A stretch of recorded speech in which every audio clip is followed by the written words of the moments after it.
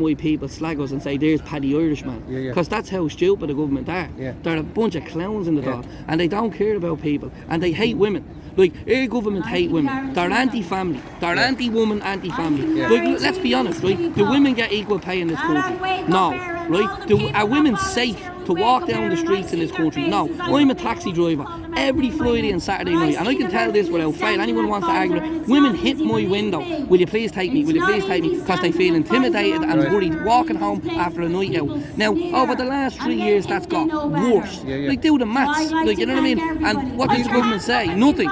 But how about like proper, with background checks? To my knowledge, maybe you can correct me on this, that a taxi driver, his record only begins from the time he arrives in Ireland. But this is the new thing. Like, Leo Varadkar actually wants to deregulate the industry so you could have Uber. Now imagine that. That means any Joe Soap that arrived in this country could just be a taxi driver and bring 2 girls home after a night out. And you know when people go out for a drink, they're not fully content, they're not, you know what I mean? And the whole consent thing. These people are going to take advantage of these women. And we have to protect these women. That's their job. That's my daughter that has to come out on a night out. Then you take it at this. The Minister for Children, Roderick O'Gorman. What has he done for women that have kids? Name one thing.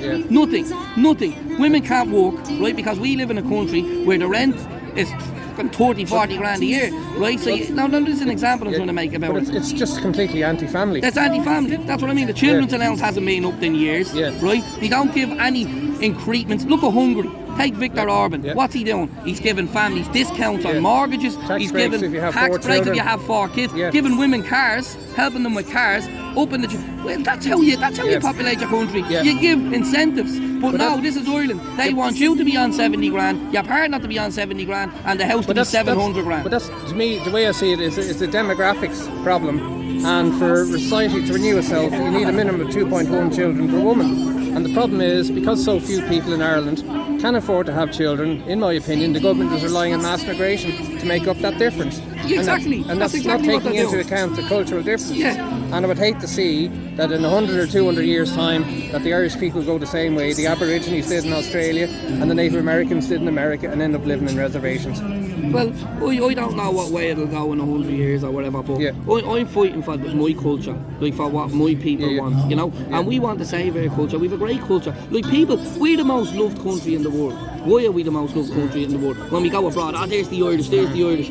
As I said, as a taxi man, I've had Americans in my car that said only the other week that this place doesn't feel Irish anymore. It doesn't feel great. I saw that clip, is very good. You know what I mean? She's a lovely lady. And they got out of the car and they gave me a big hug and they felt better after it. But it's terrible to think that like, their government don't care about tourism. They destroy tourism. They don't care about the farming community. They don't care about 40% of the hotel beds taken up.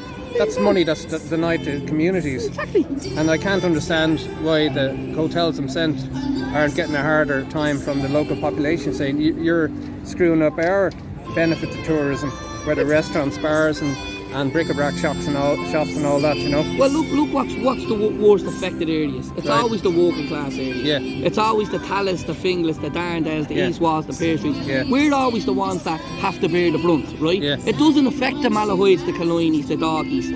They all live in La La Land, they don't care. I've yet to see Dalkey or Killiney says yes. No, where would you get it? He said they'll take 16 people or something. It's an embarrassment. Look, what they want to do is, areas like Finglas and all have had problems and social problems for years. Now they're finally getting better. They finally, less crime. And what do? We want to stick in 300 men, 400 men, because that's what they want. They want people's houses to go down in value. They want people to be poorer, and people are already struggling with the cost of living in Ireland. They want to take away freedom of speech, so you can't even stand up for yourself.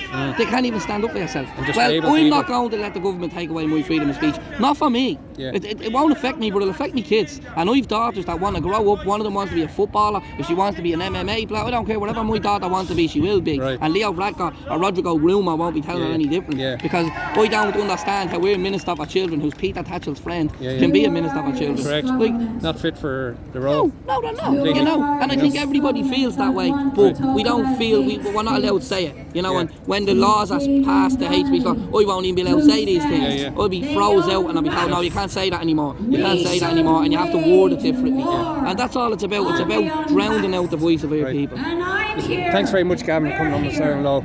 Right, folks, Count Richard van Coudenhove Kalergi signing out. Thank you. Good afternoon, good luck, and God bless.